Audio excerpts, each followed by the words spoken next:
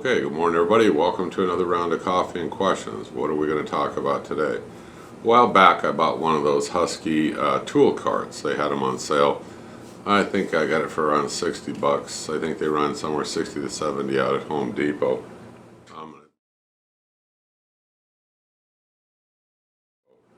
I'm going to lean over here, see if I can show you.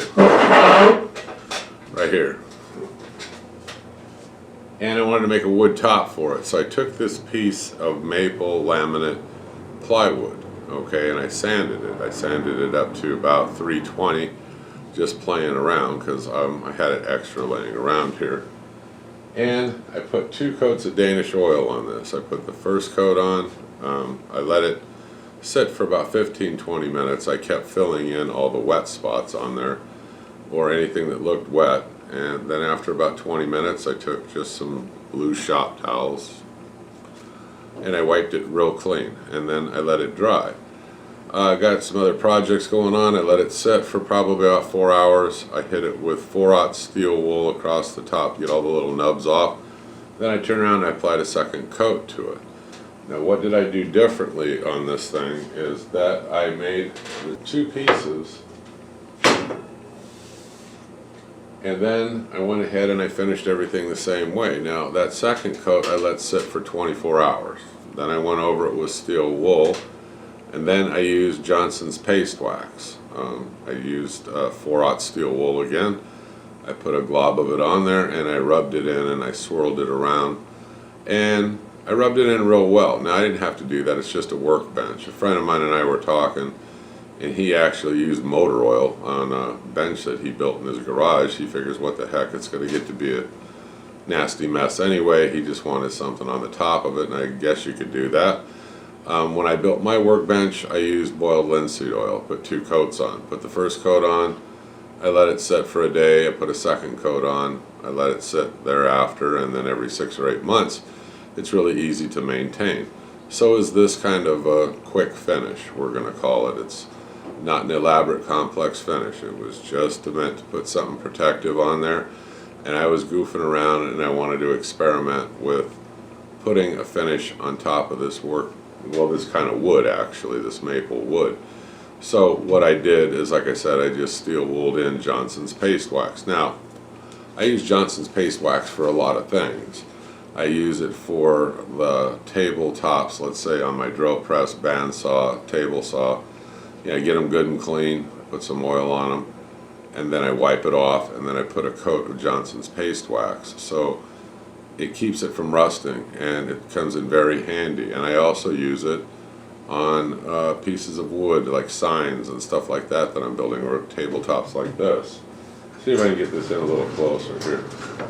So this turned out pretty nice, I mean, actually, and I like the idea I can remove this top totally.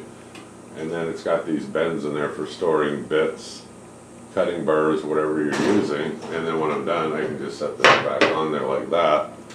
I can also use this to put drill bit holders in, or whatever kind of holders you want. Now, the cart's handy because it's on wheels, and I can take it out of the garage into the driveway. And it's got storage, it's got a pull-out drawer, it's got 2 cabinet doors below. But the purpose of the video is to discuss quick, easy way to put like a finish on some kind of like bench top or tabletop. So 2 methods I primarily will use is the linseed oil. There's other oils you can use, yes, but linseed oil is inexpensive. You can get it out at any big box store.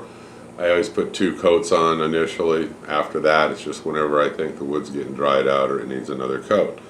For this, a little bit different because it was a nice piece of maple laminate plywood I had left laying around, and I thought, well, let me play around. I'm doing other things, and I used the Danish oil. So first coat, put it on there nice and wet, let it sit for 20 minutes. Keep it wet, all of the dry spots. After 20 minutes, use your shop towels, take as much off of it as you can, and let it dry. After about 4 hours, I know some people do it sooner, I let it sit roughly 4 hours or even overnight. I hit it with 4/0 steel wool. I clean it off real good. Just use paper towels and clean it off real good. Even if you blow it off, clean it off. You're still going to get stuff coming off of there on that paper towel, even if you use a blower. So when you're done, wipe it real good, second coat on, Same thing, let it sit 20 minutes, fill in all the dry spots. Now understand the end grain is going to soak in a lot more, okay? Your end grain is going to soak in a lot more oil, so you're going to keep putting it on there until it stops basically soaking in. So the long grain, of course, won't do that so much. It's going to set up and you'll see dry spots. You wipe it off real good on that second coat and you keep looking at it, look for weeping. That's when it kind of oozes back out a little bit of oil. You don't want anything like that. You want it totally dry on both those coats and then let them sit and dry. Second coat, I let it sit 24 hours. I hit it with the steel wool again, and then I use Johnson's paste wax. It's fast and it's easy to do. Now, we're going to go over to questions and answers in a minute, and just make sure that when you do this, I wear gloves, depending on the oils that I'm using. Danish oil, I don't want to say it's harmful, but it's just in a good habit. I mean, just to make sure you wear gloves. All right, questions and answers. Johnson's paste wax. I'll leave you a link below. You can get it at any big box store. And it comes in handy for a lot of things. I mean, really. Well, what's the key in this whole thing is your sanding. I mean, truthfully. The finish itself, I mean, oil will penetrate. It's kind of like a penetrating finish. Penetrate down into the wood, where your lacquer, your shellac, all of those things are like a surface finish. So I work with it and I rub it in and play around. And you'll get your own technique, your own protocol, I mean, once you start doing this. But the point of the video is to give you something real fast, easy to do. It's very forgiving because you can't really mess it up. If you left the Danish oil on a little too long, just get some more, on a wet rag and rub it. Okay, and just start rubbing it and it'll loosen up the previous one, and then you do the same thing, you dry it off real well. The wax, if you leave it on too long, I don't want to say who cares, you got to use a little more elbow grease, but it's still easy to get off and you just can hand buff it. All I did was hand buff this. This is what it looked like before we started. I'll show you. Right here. Okay, I haven't done anything to this side yet. And then when I was done, after 2 coats of Danish oil and just putting some wax on, this is what it looks like now. So, just a nice finish. I didn't have to do it, it's just a workbench, but it was fun to do. Sanding, what would I have done? Now this came pre-sanded, really, fairly damn nice, really. I would have taken it up to probably 320, 400 if this was a sign or some other kind of piece of furniture, but tabletop, bench top, I pretty much left it alone. I went over it real lightly with 320 actually, and then I just went ahead and I started doing the finish work. Now if I was doing something like one of the vases that I make or something like that, I might go up to 800 grit or better. The key in all this is your sanding. Take your time sanding, get yourself some reading glasses so you can really look at the surface of that wood. Make sure each grit, like I'll go 80, 120, 180, 220, 320, 400, then 500, 600, 800, and so on when I'm doing a really nice project and I'm doing finish sanding. But I'm always looking to make sure that between grits I clean the piece real well. I look at it and make sure that I've gotten the previous grits sanding marks out of it before I go to the next grit. So I look at it real close. Let's say I just finished with 80 grit. I blow it, clean it off real well. I look at it and go, okay, now I start sanding with 120. Now when I'm done with 120 and I clean it off and I look at it real close, I want to make sure I got all those 80 grit marks. And I keep doing that as I go through the grits. And the reason for that is, like I keep saying, what's the difference between a mediocre finish and an outstanding finish? It's just a little bit more time. It isn't that somebody is so much technically better, it's that they spent that extra time. You can do the same. Sand it correctly, sand it well, and then when I'm done, I blow it off, I wipe the daylights out of it, I get it super clean.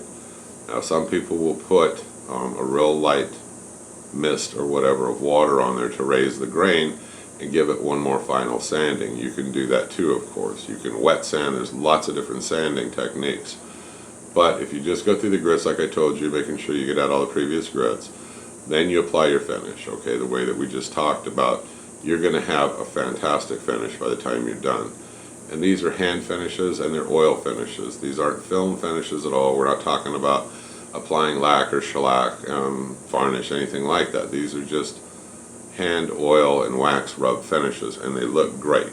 they're going to give you the kind of sheen somewhere between a matte and a semi-gloss. You're not going to get quite to semi-gloss unless you want to put on more than just like 1 or 2 coats, and you want to keep playing with this, and then you can wax it more than once. You can wax it a couple of times, and you'll get real close to the semi-gloss depending on the way you're refinishing. Okay, this was just to discuss this tabletop here. So let's see what else. Besides sanding paper, what else do I use? I use 3M pads. They're gray in color. They're almost equal to a 4/0 steel wool, so one or the other. Or yes, you can use sanding paper. You can use 400 or 800 grit in between things if you don't have any of the other products laying around. So what would I tell you? I like this cart, even though I know the discussion is about just applying a finish to this tabletop piece right here. I can take this off anytime I want and put the rubber mat back on that it came with. It came with a very thin rubber mat. And the other thing that I like is I made this a second piece instead of one solid piece.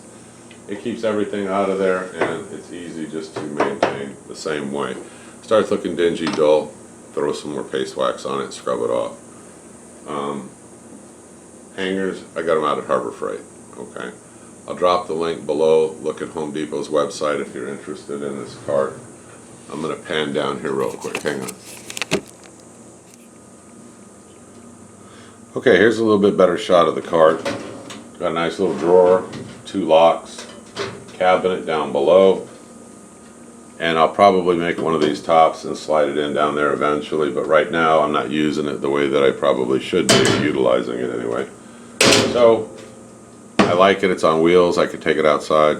I can do a multitude of things with it. Set it up any way you want for your projects. Okay, that's it. It's a quick tip video. How did I finish the top of this? This is how I did it.